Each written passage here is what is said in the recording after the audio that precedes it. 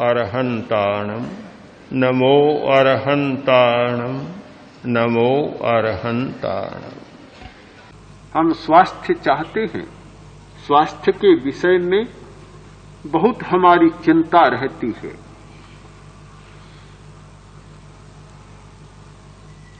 अग्निवेश ने आयुर्वेद के महान आचार्य आत्रेय से पूछा, भगवान आपने कहा कि रोगों का कारण है कुपथ्य, किंतु मैं देखता हूं एक साथ इतने भयंकर रोग फैलते हैं कि सारा जनपद नष्ट हो जाता है, सारे गांव और नगर नष्ट हो जाते हैं। तो क्या सब कुपथ्य करने वाले हैं? एक साथ क्या सबने कुपथ्य किया है? यह कैसे होता है? आत्रेय ने कहा, वत्स केवल कुपथ्य ही रोगों का कारण नहीं है, ये विचार और आचरण भी रोगों के कारण बनते हैं। जब एक साथ कोई बुरा विचार फैलता है, महामारी की स्थिति बन जाती है। एक साथ कोई बुरा आचरण होता है, महामारी की स्थिति बन जाती है। बुरा विचार और बुरा आचरण नहीं छूटता तो स्वास्थ्य भी अच्छा नहीं होता। केवल भोजन ही कारण नहीं है रोग का कारण विचार भी है और आचार भी है। स्वस्थ होने वाला व्यक्ति आहार पर जितना ध्यान केंद्रित करता है, उतना ही विचार या उससे भी ज्यादा विचार और आचार पर ध्यान केंद्रित करता है।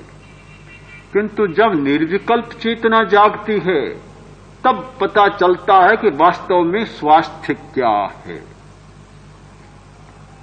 समाज के स्तर पर विषमता को मिटाने के और समता स्थापित करने के प्रयत्न होते हैं, किंतु वास्तव में समता क्या है, यह पता तब चलता है जब निर्विकल्प चेतना जागती है।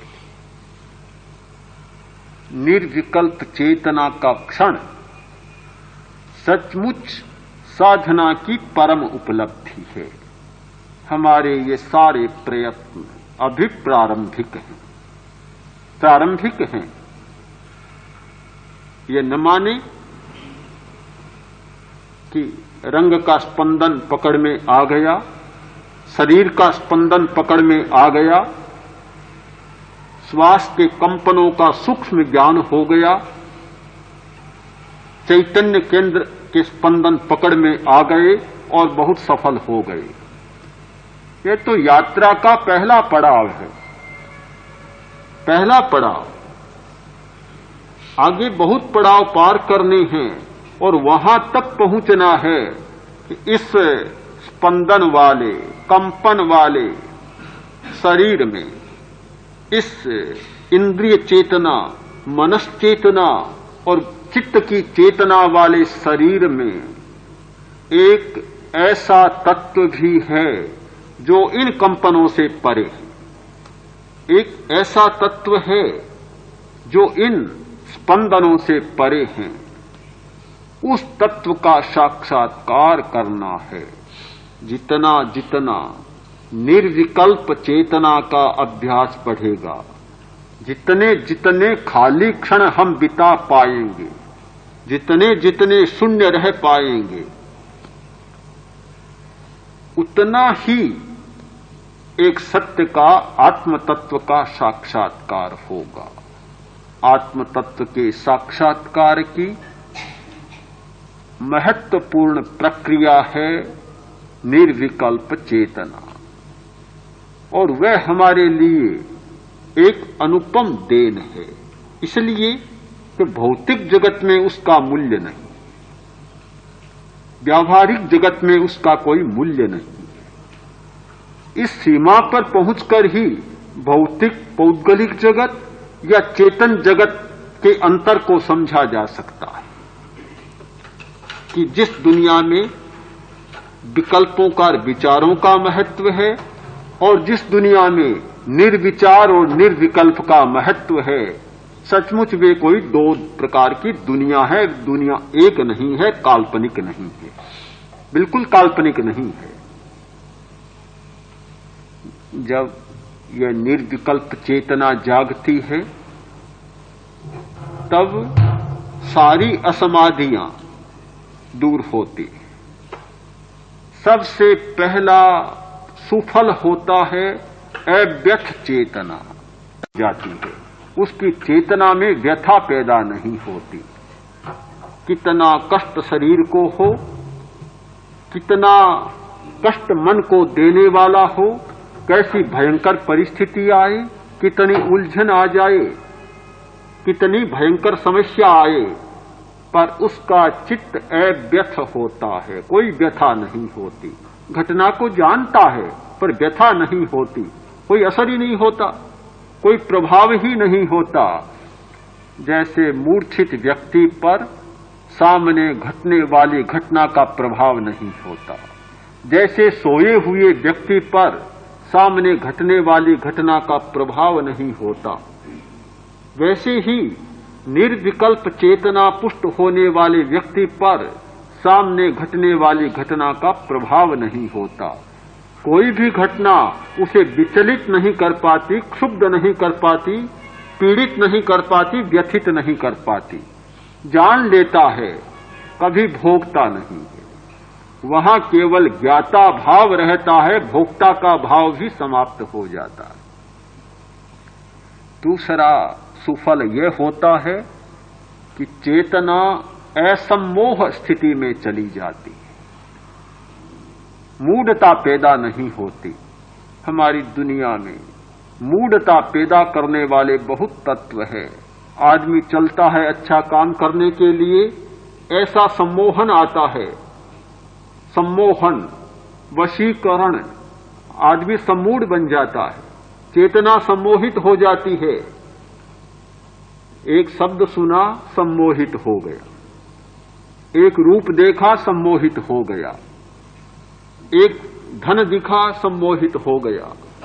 सम्मोहन करने वाले, सम्मूढ़ता पैदा करने वाले बहुत तत्व हैं। एक विचार सामने आया, सम्मोहित हो गया।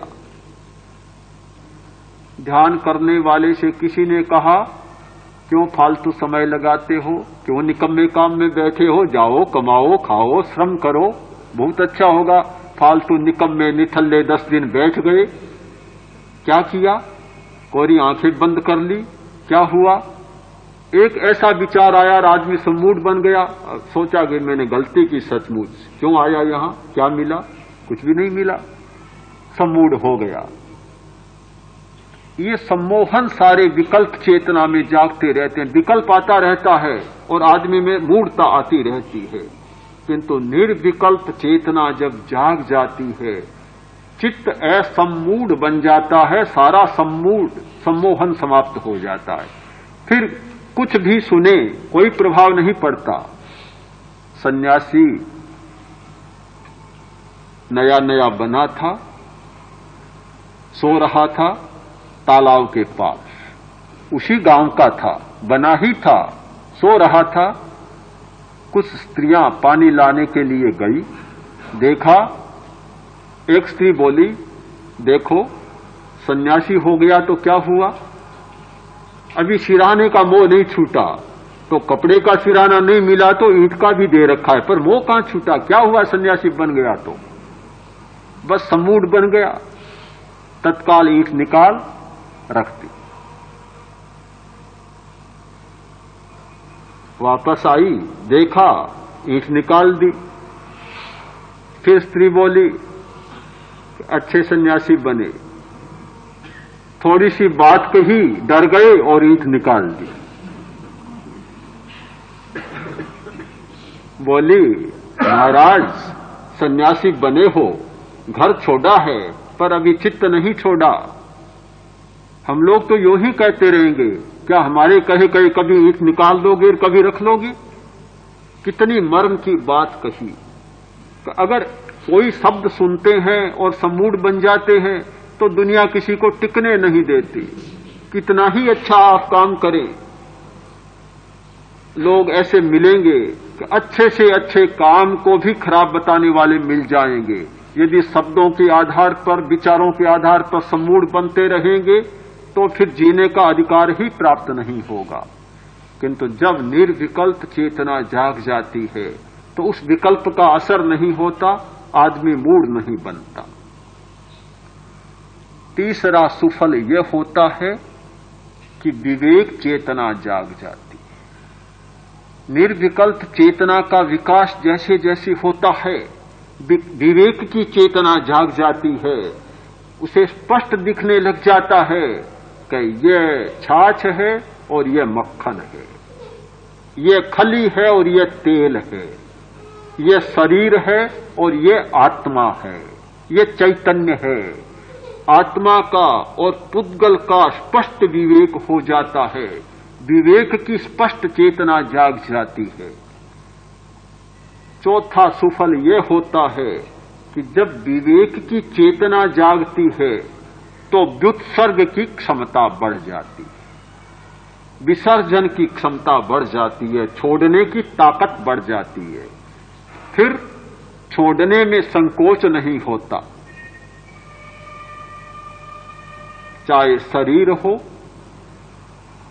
चाहे इंद्रियों के विषय हो, चाहे परिवार हो, चाहे धन हो, इतनी क्षमता बढ़ जाती है कि जब चाहे तब उसे छोड़ सकता है, कोई मोह नहीं रहता। व्युत्सर्ग की चेतना जाग जाती है और उसे स्पष्ट भान होता है कि मैं हूं, मेरा अस्तित्व है, वह केवल चैतन्यमय है, इसके अतिरिक्त जो कुछ जुड़ा हुआ है वह सब विजातीय है, विजातीय है और केवल विजातीय है, मेरा नहीं है। रहे तो कोई बात नहीं और चला जाए तो कोई बात नहीं, जरूरत हो तो सबको छोड़ दूंगा, मुझे कोई कठिनाई नहीं होगी। व्युत्सर्ग की चेतना जाग जाती। समाधि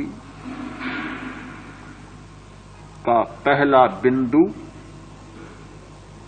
केवल ज्ञान और केवल दर्शन, केवल जानना और केवल देखना। इस बिंदु से हम समाधि की साधना का प्रारंभ करते हैं। समाधि की यात्रा संवेदन शून्य ज्ञान और संवेदन शून्य दर्शन से होती है। हम थोड़ा थोड़ा प्रयत्न करते हैं कि कुछ क्षण हमारे ऐसे बीते, केवल जाने, केवल देखें, कोई संवेदन साथ में न जुड़े, प्रियता और अप्रियता का भाव साथ में न रहे, राग और द्वेष का कोई भी विकल्प साथ में न रहे। वहां से समाधि की यात्रा शुरू होती है और वह आगे बढ़ती बढ़ती निर्विकल्प चेतना तक पहुंच जाती है, जहां विषयों के विकल्प, विकारों के विकल्प, पदार्थ के विकल्प, पुद्गल के विकल्प और शरीर के विकल्प भी समाप्त हो जाते हैं। शांत समुद्र बिल्कुल शांत हो जाता है, कोई तरंग नहीं, कोई उर्मी नहीं, तूफान की तो बात दूर, बवंडर की बात दूर, एक हल्की सी लहर भी जिसमें शेष नहीं बचती है। वह शांत चेतना, निर्विकल्प चेतना होती है। उस स्थिति में चले जाना, उस स्थिति तक पहुंच जाना हमारी समूची साधना का उद्देश्य है और लक्ष्य है। जैसे जैसे साधना का विकास होगा, जैसे जैसे विकल्पों को कम करते हुए निर्विकल्प चेतना के क्षणों में जीने का अभ्यास होगा, वैसे वैसे वह चेतना पुष्ट होगी और यह चेतना का अनंत सागर एक दिन ऐसा होगा कि निस्तरंग और उर्मी विहीन बन जाएगा।